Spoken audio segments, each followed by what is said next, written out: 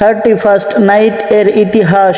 পৃথিবীর ইতিহাসে হাজার হাজার বছর পূর্বে থেকে নববর্ষকে উপলক্ষ করে উৎসব করা মূলত ধর্মীয় দৃষ্টিকোণ থেকেই হয়ে আসছে।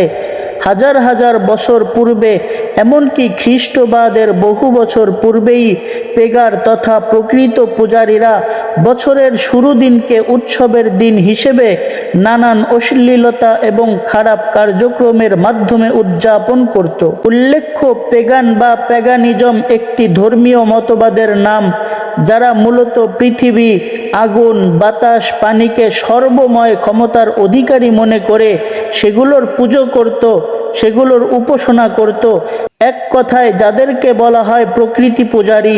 মূলত এই পেগান এবং অগ্নি পূজারীরা বছরের প্রথম দিনকে উৎসব হিসেবে পালন করত। তাদের মধ্যে অন্যতম একজন ছিল জুলিয়াস সিরাজ, যে ব্যক্তি সিরাজ নামক দেবতার উপাসনা করত এবং তার নামেই নিজের নাম রেখেছে জুলিয়াস সিরাজ, এবং সেই সর্বপ্রথম গ্রেগরিয়ান ক্যালেন্ডার চালু করে এবং সেই ক্যালেন্ডারের প্রথম দিবসকে আনুষ্ঠানিক উৎসবের দিবস হিসেবে পালন শুরু করে।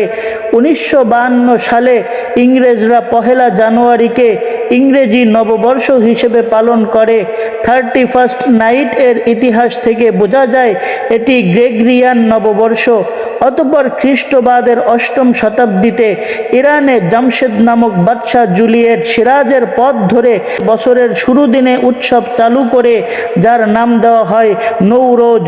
ফার্সি ভাষায় নৌ অর্থ নতুন আর রোজ অর্থ দিন, অর্থাৎ বছরের নতুন দিন। এই পেগান এবং মুশরিক জামশেদ যেহেতু প্রকৃতির পূজা করত, অগ্নি পূজা করত, সূর্য, আগুন, বাতাস, পানির পূজা করত, সেই হিসেবে তারা সময়েরও পূজা করত। এজন্য বছরের প্রথম দিনটাকে পূজনীয় দিন হিসেবে তারা নানান উৎসব আয়োজনের মাধ্যমে এটাকে বরণ করে নিত, যাতে করে সময়ের এই পূজার মাধ্যমে তারা সারা বছর ভালো কাটাতে পারে।